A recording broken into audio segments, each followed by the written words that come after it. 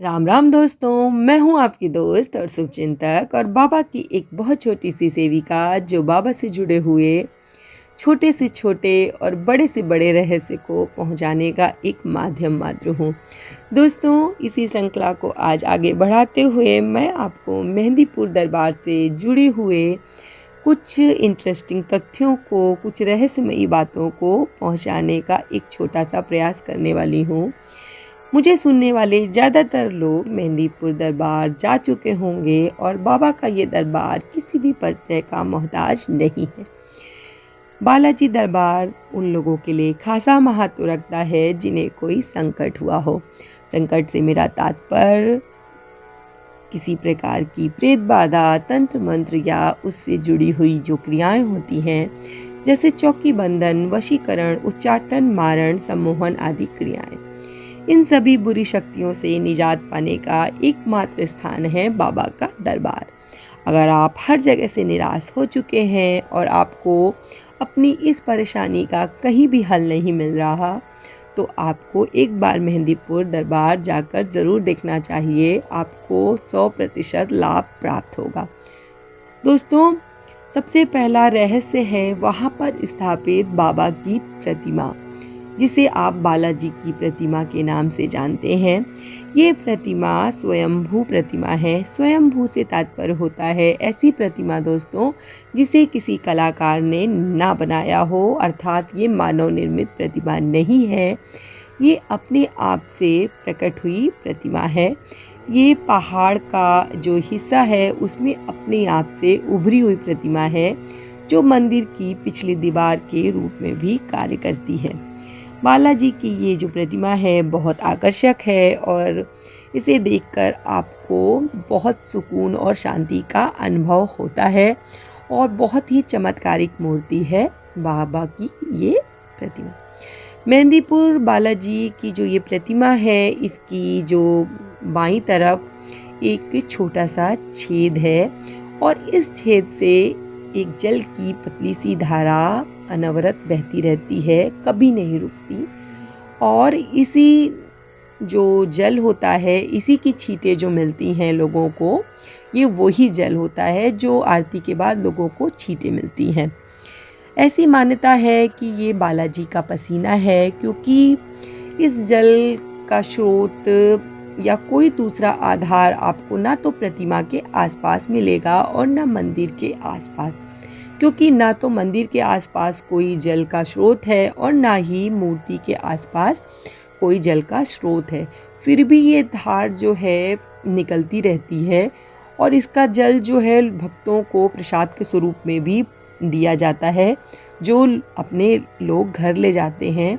और इस जल की एक बहुत ख़ास बात होती है कि इस जल में कभी भी कोई कीड़ा नहीं पड़ता। जैसे आपने गंगा जल अपने घर में रखा होगा तो आपने देखा होगा, उसी तरीके से इस जल में भी कभी कोई कीड़ा नहीं पड़ता, कभी भी ये जल खराब नहीं होता अगर इसे गलत ढंग से ना छुआ जाए। पूरी पवित्रता के साथ अगर आप इसे रखते हैं तो ये जल जैसा आप लेकर आएंगे, सालों साल आपके घर में उसी तरीके से रहेगा। और इस जल में इतनी महिमा होती है कि आप जब घर में आएँ और किसी संकट से ग्रस्त हों, तो अगर आप इस जल की थोड़ी सी बूंदें पीड़ित व्यक्ति को पिला दें तो उसे तत्कालीन लाभ प्राप्त होता है। दोस्तों, आपने ज़्यादातर मंदिरों में गए होंगे और वहाँ प्रसाद आपने ज़रूर चढ़ाया होगा, परंतु शायद विश्व का ये पहला ऐसा मंदिर है जहाँ से आप ना तो प्रसाद ला सकते हैं और मतलब उसको हम वहीं पे खा सकते हैं, लेकिन हम उसे घर पे नहीं ला सकते। यहाँ का प्रसाद लाना पूर्णतया वर्जित होता है। इसके पीछे का कारण भी बड़ा रहस्यमयी है। कहते हैं कि खाद्य पदार्थों या खुशबूदार जो पदार्थ होते हैं, उन्हें अगर आप यहाँ से ले जाएंगे तो आपके ऊपर प्रेत बाधा का साया जो है मंडरा सकता है और आप परेशान हो सकते हैं, ऐसी मान्यता है यहाँ की। तो जो नियम बनाए गए हैं उन्हें हमें ज़रूर पालन करना चाहिए। बाकी यहाँ पर जो लोग जाते हैं उन्हें किसी भी प्रकार के प्रेत बाधा या भूत प्रेत से डरने की ज़रूरत नहीं है। अगर आप सामान्य तरीके से भी जाते हैं तो भी आप ना डरिए, क्योंकि आप वहाँ पूर्णतः सुरक्षित हैं। बाबा के दरबार में आपको किसी भी चीज़ से डरने की कोई ज़रूरत नहीं है। दोस्तों, क्या आपको पता है कि यहाँ पर 2 बजे लगता है प्रेतराज का दरबार। यहाँ दोस्तों 3 देवताओं की प्रधानता है, जिसमें हनुमान जी हैं, प्रेतराज सरकार हैं और भैरव बाबा हैं। प्रेतराज सरकार का जो बड़ा सा मंदिर है, बालाजी मंदिर के अंदर ही प्रेतराज दरबार लगता है, बहुत बड़ा।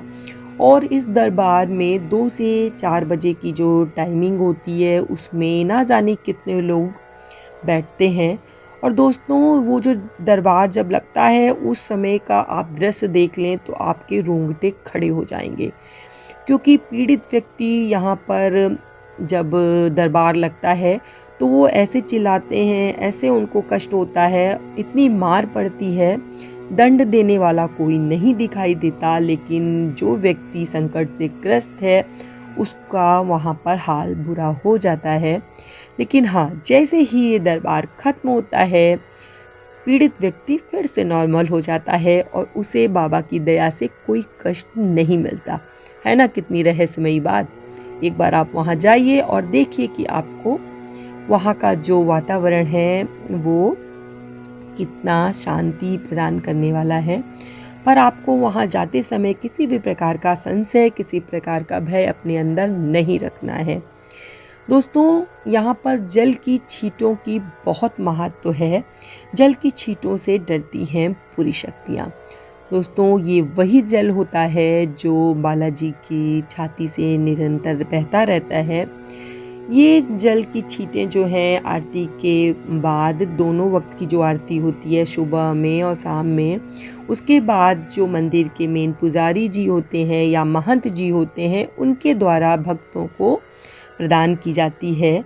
और इन छींटों को पाने के लिए लोग दूर दूर से आते हैं कि मुझ पर जल की कुछ छींटें पड़ जाएं।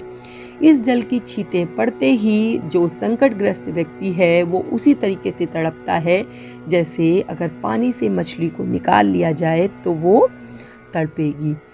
इस तरीके से वो व्यक्ति तड़पने लगता है। और जो सामान्य व्यक्ति हैं उनके लिए ये जल की छींटें अमृत समान काम करती हैं और उनके शरीर से सारे रोग, सारे जो दुख होते हैं वो हट जाते हैं और वो पूरी तरीके से स्वस्थ हो जाते हैं। दोस्तों, यहाँ पर पेशी लगती है बुरी शक्तियों की, जिनके ऊपर बुरी शक्तियाँ होती हैं उन व्यक्तियों की। ये पेशी उसी तरीके से होती है जैसे कोर्ट में मुजरिम को हाजिर किया जाता है, परंतु यहाँ पर बुलाने वाला कोई नहीं होता। व्यक्ति को अपने आप से ऐसे लगता है कि उसका नाम कोई बुला रहा है और वो भागा भागा दरबार में पहुँच जाता है। यहाँ पर कितनी भी प्रयास की करें, जो लोग बुरी शक्तियों से ग्रसित होते हैं वो ना आने की तमाम प्रयास करते हैं, परंतु सारे निष्फल हैं। अगर एक बार वहाँ आप पहुँच गए तो आपको बाबा के दरबार में हाजिर होना ही पड़ेगा। इस पेशी की एक प्रक्रिया होती है जिसके अंतर्गत आपको पेशी के लड्डू खाने पड़ते हैं। और दोस्तों, इस लड्डू को खाने के बाद जो पीड़ित व्यक्ति होता है वो चुपचाप नहीं रह सकता। बुरी शक्तियाँ जो उसके अंदर होती हैं उन्हें अपने बारे में सारा कुछ बताना पड़ता है कि वो कहाँ से आई हैं, किस लिए आई हैं और उनके आने का क्या कारण है, वो सारा कुछ अपने बारे में बता देती हैं।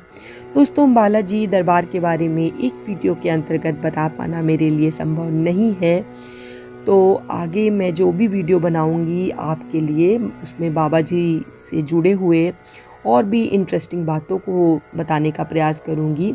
इसके अलावा मैं बालाजी दरबार जाने के बाद आपको कौन कौन से नियम करना बहुत ज़रूरी होता है और वहाँ पे प्रसाद चढ़ाने का क्या नियम है या संकटग्रस्त व्यक्ति को ले जाने का क्या नियम है, ये सब बताने का मैं प्रयास करूँगी।